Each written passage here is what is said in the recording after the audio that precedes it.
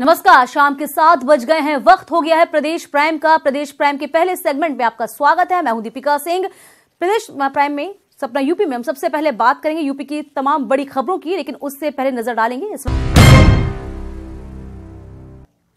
देश की राजनीति में प्रियंका गांधी की आधिकारिक एंट्री हो गई है। प्रियंका गांधी को कांग्रेस महासचिव बनाया गया है। साथ ही उन्हें पूर्वी उत्तर प्रदेश में कांग्रेस संगठन की जिम्मेदारी भी दी गई है। माना जा रहा है कि प्रियंका फरवरी के पहले सप्ताह से जिम्मेदारी संभालेंगी। वहीं सूत्रों के हवाले से खबर है कि लखनऊ में 10 जनवरी को प्रस्तावित कांग्रेस की रैली में राहुल के साथ प्रियंका गांधी भी शामिल होगी। इसके अलावा कांग्रेस सांसद ज्योतिरादित्य सिंधिया को महासचिव नियुक्त करके पश्चिमी यूपी की कमान सौंपी गई है।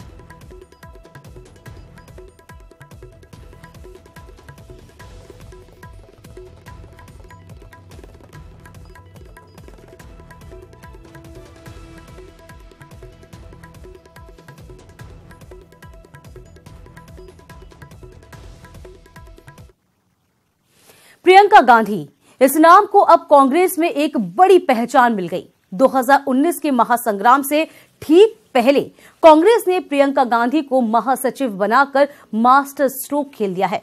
देखिए रिपोर्ट। खुशी हो रही है कि मेरी बहन जो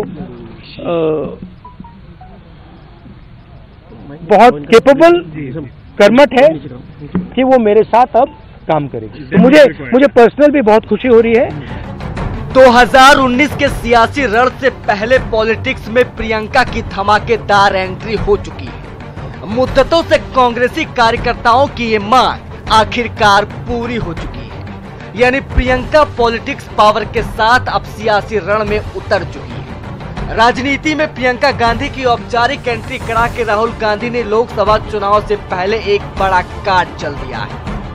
बीजेपी वाले भी थोड़े घबराए हुए हैं। अब तक बिहाइंड द सीन रहकर सियासत करने वाली प्रियंका गांधी अब कांग्रेस को यूपी में फ्रंट से लीड करती नजर आएंगी। कांग्रेस को गति मिलेगी, कांग्रेस का वर्कर मोबिलाइज होगा। इससे बेहतर फैसला और कोई नहीं हो सकता था। बीजेपी की तो कहानी खत्म।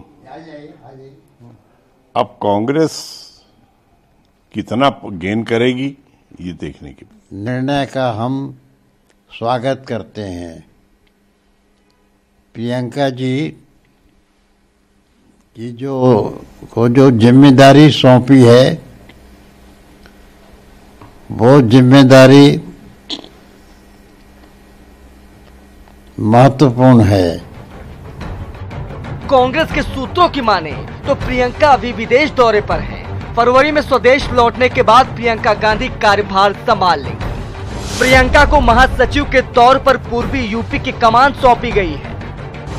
प्रियंका के सियासी पारी से कांग्रेस को काफी उम्मीदें हैं। प्रियंका को राजनीति में लाना राहुल का बड़ा स्ट्रोक माना जा रहा है। लंबे वक्त से प्रियंका को जिम्मेदारी सौंपने की मांग उठ रही है। कांग्रेसी नेता प्रियंका में इंदिरा की छवि देखते हैं। जनमानस के बीच प्रियंका काफी लोकप्रिय मानी जाती है। देखिए, एक बात आज तय हुआ है और हम बधाई देना चाहते हैं कांग्रेस पार्टी को। सार्वजनिक रूप से जिस प्रकार से कांग्रेस पार्टी ने राहुल गांधी जी जो उनके वर्तमान के अध्यक्ष हैं उनके नाकामी को घोषित किया है कि राहुल गांधी जी फेल हो गए हैं, इसलिए राहुल गांधी जी को अब प्रियंका जी जो उनके परिवार से ही है उनकी बैसाखी की आवश्यकता है। खैर, प्रियंका की राजनीति में ऑफिशियल एंट्री करा के राहुल गांधी ने मास्टर स्ट्रोक तो खेल दिया है। कांग्रेसी कार्यकर्ताओं में एक बार फिर जोश है, लेकिन बीजेपी भी पूरी तरह से तैयार है। यानी किलेबंदी दोनों तरफ से मजबूत की जा रही है। मतलब साफ है कि 2019 का सियासी रण सबसे ज्यादा दिलचस्प होने वाला है। Bureau report, news 18। तो कांग्रेस उत्साह में है। वहीं प्रियंका को पूर्वी यूपी का कांग्रेस प्रभारी बनाए जाने पर बीजेपी के प्रदेश अध्यक्ष डॉक्टर महेंद्र नाथ पांडे ने कहा कि प्रियंका के आने से कोई फर्क नहीं पड़ेगा। उसका अपना निजी विषय है, उसमें मुझे कुछ नहीं कहना है। इतना ही कहना है कि सोनिया जी हों, राहुल जी हों, प्रियंका जी हों, कांग्रेस का विषय उत्तर प्रदेश और देश के विभिन्न हिस्सों से समाप्त हो चुका है। उसमें कोई आकर्षण पैदा नहीं होना है। और जिनके संग वो अपना रियाज मार रहे हैं गठबंधन करने का, जब वही उनको सीरियस नहीं ले रहे हैं तो जनता कहाँ सीरियस लेगी? नहीं, ऐसा नहीं, रायबरेली से चुनाव भी सर लड़ेंगी, ये भी कहा जा रहा है। जब आएंगी तो देखा जाएगा, रायबरेली हम जीतेंगे, ये संकल्प है भाजपा का। प्रियंका गांधी को कांग्रेस का राष्ट्रीय महासचिव के साथ पूर्वी उत्तर प्रदेश के प्रभारी बनाए जाने के बाद सोनिया गांधी के संसदीय क्षेत्र रायबरेली में जश्न का माहौल है। प्रियंका को महासचिव बनाए जाने की खबर आते ही कांग्रेस कार्यकर्ताओं ने पटाखे फोड़े और एक दूसरे को मिठाई खिलाकर जश्न मनाया। सोनिया गांधी, प्रियंका गांधी जिंदाबाद जिंदाबाद, राहुल गांधी, प्रियंका गांधी जिंदाबाद जिंदाबाद।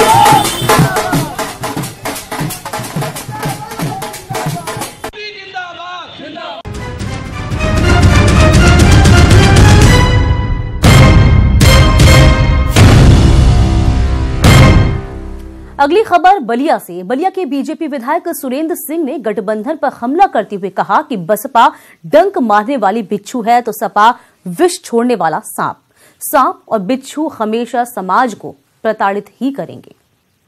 मैं तो कहा हूं कि बसपा डंक मारने वाली बिच्छू है तो सपा जो है विष छोड़ने वाला सांप है। तो सांप और बिच्छू हमेशा समाज को प्रताड़ित ही करेंगे, स्नेह और सम्मान देने वाले नहीं। इधर गोंडा में आज एनआईए और यूपीएटीएस की संयुक्त टीम ने छापेमारी की। टीम ने मेवतियान मोहल्ले में संचालित फुरकानिया मदरसे के मौलवी मौलाना इफ्तिखार अहमद के घर छापेमारी की है। टीम ने लगभग 7 घंटे तक इफ्तिखार अहमद से पूछताछ की और कुछ महत्वपूर्ण दस्तावेज लेकर रवाना हो गई। वहीं सूत्रों की माने तो एनआईए के हाथ कुछ अहम दस्तावेज और सुराग हाथ लगे हैं। बताया जा रहा है कि टेरर फंडिंग, गुप्त मैसेज डिकोड करने और आईएसआईएस मॉड्यूल की सक्रियता की सूचना को लेकर मिले अहम सुराग को लेकर टीम ने रेड की थी। एनआईए के अपर पुलिस अधीक्षक के नेतृत्व में 10 लोगों की टीम ने ये कार्रवाई की है। सुबह 7 बजे से शुरू हुई छापेमारी के बाद टीम रवाना हो गई है। आपको बता दें कि पड़ोसी जिले बहराइच से एक आतंकी को गिरफ्तार किया गया था और आसपास के जिलों में भी एनआईए लगातार नजर बनाए हुए है। एनआईए और एटीएस की एक संयुक्त टीम जनपद गोंडा के अंतर्गत मोहल्ला नेवतियान में श्री इफ्तिखार हसन के निवास पर एक रेड डाली। उनसे संबंधित कुछ सामग्री वो सील करके अपने साथ ले गए हैं। शेष कार्रवाई उन्हीं के द्वारा की जा रही है। और वहीं हमीरपुर पहुंची सीबीआई की 5 सदस्यीय टीम आज तीसरे दिन भी 2012 से 2016 तक हुए अवैध खनन की जांच करती रही। सीबीआई ने आज कई बड़े खनन माफियाओं के अवैध खनन और सिंडिकेट से जुड़े दस्तावेज खनिज विभाग से खंगाल कर अपने कब्जे में लिए। इसके साथ ही सीबीआई ने कई खनिज माफियाओं को तलब भी किया। हालांकि कई खनन माफिया अपने घरों में ताला बंद करके अपने नौकर व ड्राइवर सहित भूमिगत हो गए हैं। पट्टेधारकों को बुलाने का काम सीबीआई कर रही है। सीबीआई की 5 सदस्यीय टीम लगातार अवैध खनन में लिप्त पट्टेधारकों से पूछताछ कर रही है। हालांकि कई ऐसे पट्टेधारक हैं जो भूमिगत हो चुके हैं और अपने माली और ड्राइवरों सहित फरार हैं और किसी तरीके से नजर नहीं आ रहे हैं। फिर भी सीबीआई की टीम ऐसे उनकी अकूत संपत्ति की जांच भी कर रही है। प्रसिद्ध इस्लामिक शिक्षण संस्थान दारुल उलूम देवबंद ने गणतंत्र दिवस पर अपने छात्रों के घूमने फिरने पर रोक लगाई है। इस्लामिक संस्था ने सर्कुलर जारी करके सभी छात्रों को सलाह दी कि अगर वे बाहर गए तो उनका उत्पीड़न हो सकता है, इसलिए वे संस्थान परिसर में ही रहें। उन्हें ट्रेन में सफर करने से भी इनकार कर दिया गया, मना कर दिया गया। जारी किए गए इस सर्कुलर में लिखा है कि अगर कोई इमरजेंसी हो तो ही परिसर के बाहर निकलें और ऐसे में बाहर जाना पड़े तो परिस्थितियां हैं उन्हें भी देखते हुए किसी भी विवाद में न पड़े, न ही किसी से बहस करें। के संबंध आतंकवादियों से है। मैं कई बार इस बात को कह चुका हूँ। दारुल उलूम देवबंद एक राष्ट्रीय पर्व पर ऐसा बयान दे रहा है जिससे अराजकता फैले देश के अंदर, देश के मुसलमानों को बेवकूफ़ बनाया जाए, देश के मुसलमानों के अंदर भय पैदा किया जाए। दारुल उलूम ये चाहता है। दारुल उलूम की नीतियाँ राष्ट्र विरोधी है, देश विरोधी है। इनकी उच्च स्तरीय जांच होनी चाहिए। ग्रेटर नोएडा के अजनारा होम सोसाइटी में लड़की की हत्या मामले में पुलिस ने खुलासा किया। जिस थ्योरी पर आशंका जताई जा रही है उसी थ्योरी पर पुलिस ने मुहर लगाई है। लड़की का आरोपी लड़के सोनू के साथ प्रेम प्रसंग था, लेकिन शादी के लिए लड़की तैयार नहीं थी। 3 साल तक लिव इन रिलेशनशिप में रहने के बाद अचानक लड़की ने दिल्ली छोड़कर ग्रेटर नोएडा की हाई प्रोफाइल सोसाइटी में शिफ्ट हुई। इसके बाद पैसों की डिमांड करने लगी। इससे परेशान लड़के ने हत्या का प्लान बनाया और उसके दीदी और जीजा के फ्लैट में हत्या की वारदात को अंजाम देकर फरार हो गया। फिलहाल पुलिस ने हत्या में इस्तेमाल चाकू और बाइक के साथ ही आरोपी सोनू को भी गिरफ्तार कर लिया है। वो 3 वर्ष तक करीब लिव इन रिलेशनशिप में था जो मृतका थी, और इन लोगों का किसी बात पे मनमुटाव हुआ और फिर आपस में झगड़ा हुआ, दोनों फिर अलग हो गए और उसी के बाद उस लड़के ने इसे हत्या को अंजाम दिया। इसकी गिरफ्तारी इसमें हो गई है। सर बताया जा रहा है कि कुछ पैसे का लेन देन भी था क्योंकि लड़की को दबाव बना रही थी, इस तरह का कुछ मामला निकल इस तरीके की भी बात प्रकाश में आई है। उन सब पहलुओं पे भी इन्वेस्टिगेशन डिटेल भी की जा रही है। वाराणसी में प्रवासी भारतीय सम्मेलन के 15वें संस्करण का समापन हो गया है और इस कार्यक्रम में राष्ट्रपति रामनाथ कोविंद के साथ सीएम योगी आदित्यनाथ और राज्यपाल राम नाईक शामिल हुए। इस मौके पर राष्ट्रपति रामनाथ कोविंद ने प्रवासी भारतीय लोगों को संबोधित किया। राष्ट्रपति ने कहा कि अप्रवासी भारतीय दुनिया में भारतीय संस्कृति और सभ्यता का प्रसार कर रहे हैं। I will take this opportunity to go and visit my relatives, my ancestral village. There would still be others who would find it fulfilling to connect to their roots through the eclectic ethos of this timeless city. From here, many of you would be traveling to the Kumbh to be blessed by the Sangam. And days later, you would witness the onward march of our republic as modern India. तो प्रवासी भारतीय शामिल हुए। इनको कुंभ के दर्शन के लिए भी बुलाया जा रहा है और कल प्रवासी भारतीय बाई रोड वाराणसी से प्रयागराज पहुंचेंगे, जहां टेंट सिटी में इनको रोका जाएगा। इसके बाद दिव्य और भव्य कुंभ के दर्शन की व्यवस्था की गई है। साथ ही संगम नोस पर भी ले जाया जाएगा, जहां पूजा अर्चना की जाएगी। इस कुंभ दर्शन के बाद प्रवासी भारतीयों के लिए स्पेशल ट्रेनों की व्यवस्था भी हुई है। इसके जरिए इलाहाबाद जंक्शन से दिल्ली के लिए रवाना किया जाएगा। इनके लिए सुरक्षा के विशेष इंतजाम भी किए गए।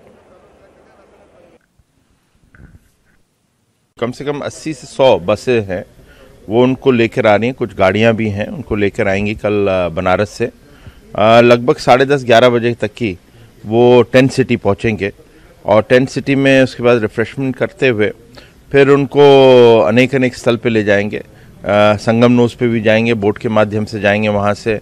फिर उसके बाद संगम पे पूजा भी है और साथ ही साथ किला भी जाएंगे, अक्षय वट, और वहाँ पर सरस्वती कुंभ के भी दर्शन करेंगे।